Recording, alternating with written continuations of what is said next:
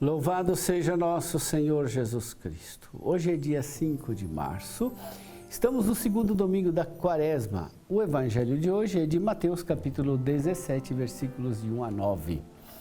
Naquele tempo, Jesus tomou consigo Pedro, Tiago e João, seu irmão, e os levou a um lugar à parte sobre uma alta montanha. Foi transfigurado diante deles. O seu rosto brilhou como o sol e suas roupas ficaram brancas como a luz. Nisto apareceram-lhes Moisés e Elias conversando com Jesus. Então Pedro tomou a palavra e disse: Senhor, é bom ficarmos aqui.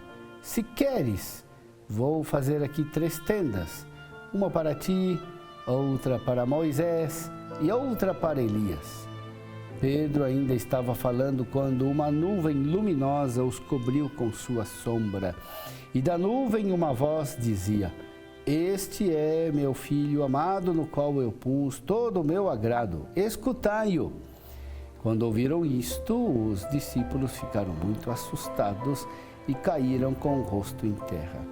Jesus se aproximou, tocou neles e disse: Levantai-vos e não tenhais medo. Os discípulos ergueram os olhos e não viram mais ninguém, a não ser somente Jesus. Quando desciam da montanha, Jesus ordenou-lhes: Não conteis a ninguém esta visão, até que o Filho do Homem tenha ressuscitado dos mortos.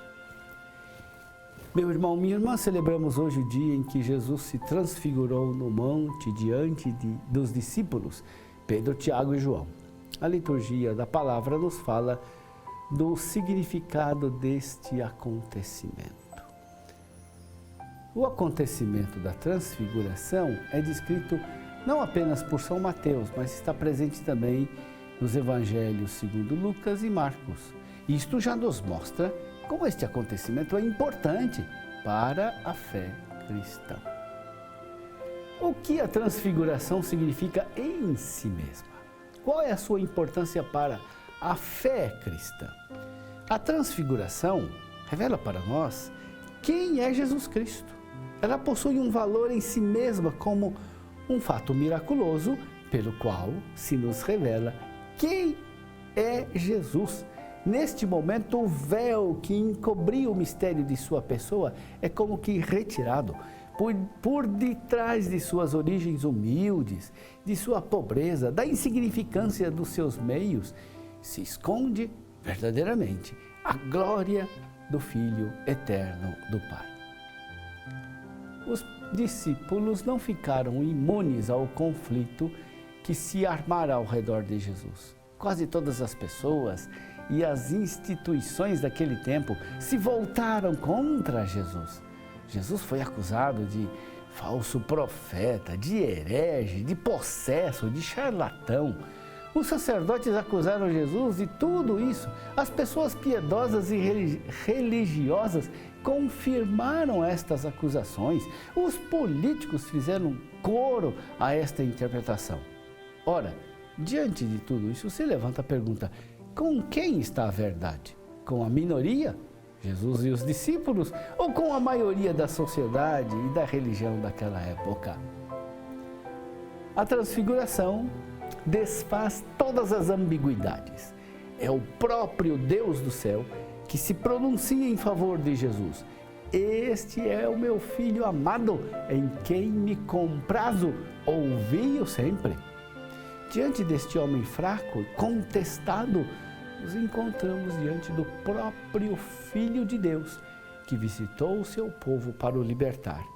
A fé dos apóstolos e a nossa fé sai fortalecida, porque o escândalo da insignificância histórica de Jesus é superado. Vemos a glória de Deus, a lei e os profetas que dão testemunho de Jesus. Qual é o significado da transfiguração para o próprio Jesus? A transfiguração tem também um sentido para o próprio Jesus. Este acontecimento pode ser considerado dentro do contexto da vida de Jesus. O que estava acontecendo na vida de Jesus quando se deu a transfiguração? Jesus estava vivendo um momento de crise. provocado pela sua própria pregação, pelas suas atitudes, pelo seu modo de viver. A primeira fase do ministério público de Jesus tinha se caracterizado pelo entusiasmo, pela reação positiva do povo e dos apóstolos. Na medida, porém, que ia ficando claro o que Jesus queria com o anúncio do reino, uma crise começou a se armar. Por quê? Porque Jesus pregava um reino que era a transformação total do homem e do mundo mediante a conversão radical de um novo tipo de relacionamento com Deus, Pai de infinita bondade e Pai de todos os nossos irmãos. E não era isso que o povo esperava. O povo ansiava por um Messias libertador que iria instaurar um novo poder terrestre. Ora, Jesus não aceitou esse tipo de messianismo. Por isso ele foi ficando cada vez mais sozinho. Jesus não só provocou a crise, mas também entrou na crise. Jesus se torna mais sério em sua linguagem, começa a entrever sua morte. Como é possível que Jesus entre em crise? É só lermos o que diz a carta aos Hebreus. Embora fosse filho, teve que se assemelhar em tudo a seus irmãos. Padeceu sendo tentado. Em sua vida mortal ofereceu a Deus preces e súplicas àquele que o podia salvar e foi escutado. Jesus se coloca em oração. É um momento importante, decisivo na vida de Jesus. É assim que neste clima de crise e tentação, mas também de oração, que o Pai se manifesta ao Filho. Jesus jamais quebrou a fidelidade ao seu Pai. Sofreu, mas assumiu aquilo que se revelou como vontade concreta de Deus. Seguiu fiel, mesmo tendo de morrer rejeitado na cruz. A transfiguração significou para Jesus a certeza de que Deus não o havia abandonado. Todos podiam tê-lo rejeitado. Os discípulos poderiam não ter compreendido mal as suas palavras. Deus, entretanto, confirmou a justeza das decisões de Jesus. A voz do Pai é clara.